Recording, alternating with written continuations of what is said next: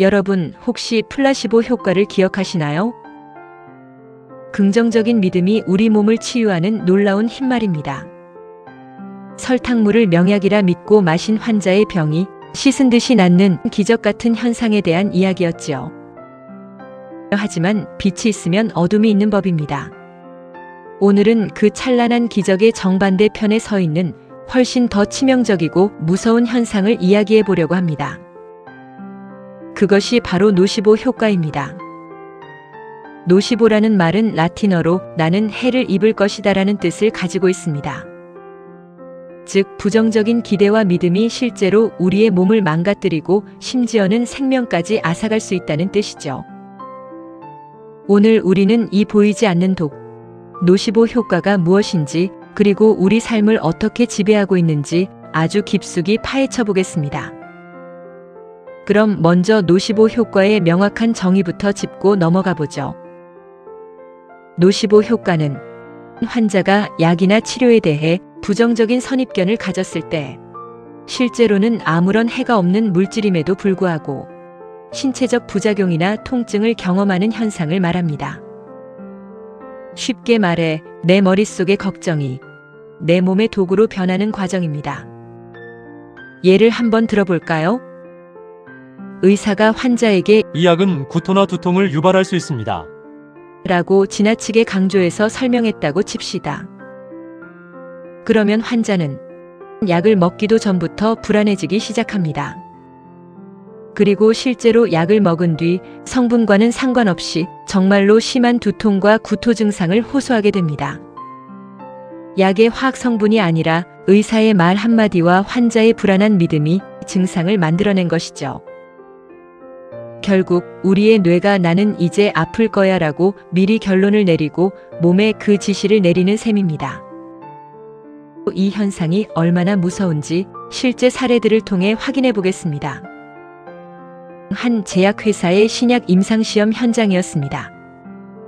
참가자들은 두 그룹으로 나뉘었는데 한 그룹은 신약을, 다른 한 그룹은 성분이 전혀 없는 위약, 즉 가짜 약을 받았습니다. 그런데 놀라운 일이 벌어졌습니다. 가짜 약을 먹은 그룹의 무려 20%가 넘는 사람들이 심한 피로감과 두통, 심지어는 발진 증상까지 보였습니다. 그들이 먹은 것은 밀가루나 설탕에 불과했는데 말이죠.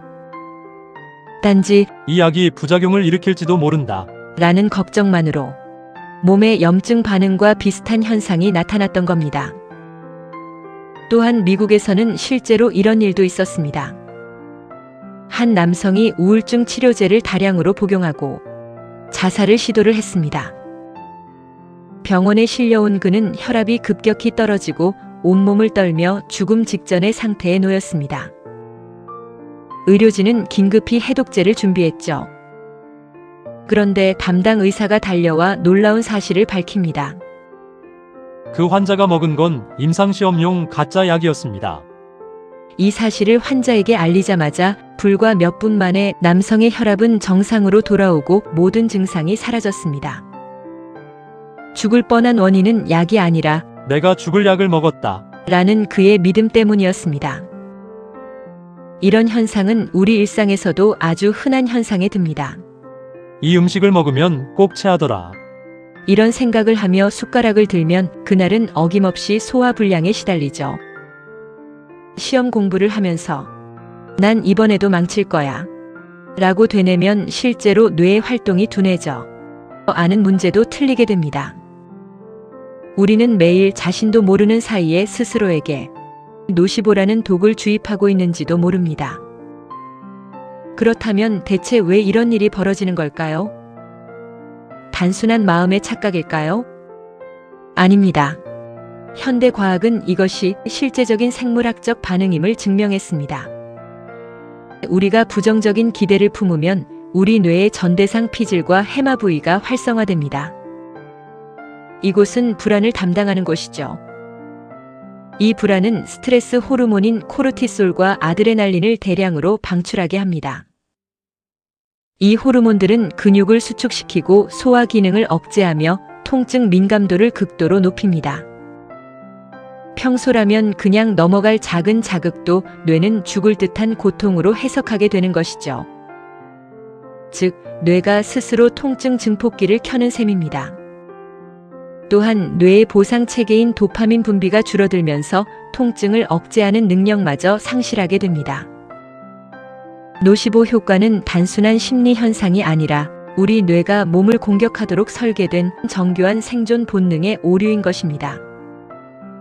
문제는 우리가 미디어와 정보의 홍수 속에 살면서 노시보 효과에 더 취약해졌다는 점입니다. 인터넷에 떠도는 검증되지 않은 건강 괴담, 약의 부작용 리스트만 가득 적힌 안내문, 이 모든 것들이 우리에게 불안의 씨앗을 심습니다. 스마트폰의 전자파 때문에 암에 걸린다는 공포에 휩싸인 사람은 전자파가 전혀 없는 곳에서도 두통을 느끼며, 미세먼지 때문에 숨을 못 쉬겠다고 믿는 사람은 공기청정기 앞에서도 가슴이 답답하다고 호소합니다. 우리의 불안이 세상을 더 위험한 곳으로 만들고 있는 것입니다. 오늘 우리는 노시보 효과라는 어두운 진실을 마주했습니다. 하지만 여러분, 이 현상이 우리에게 주는 가장 큰 교훈은 무엇일까요?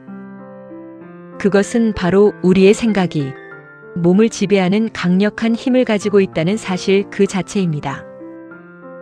독이 되는 생각을 버리고 그 자리에 다시 긍정의 기대를 채운다면 노시보 효과는 다시 플라시보라는 치유의 힘으로 변할 것입니다.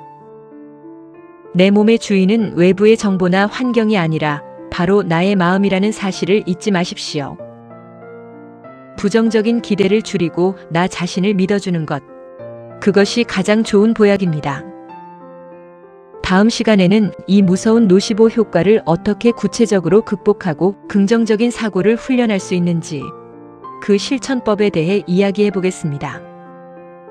긴 시간 시청해 주셔서 감사합니다. 여러분의 마음이 항상 건강하시기 바랍니다. 평강의 유머와 심리학 채널이었습니다.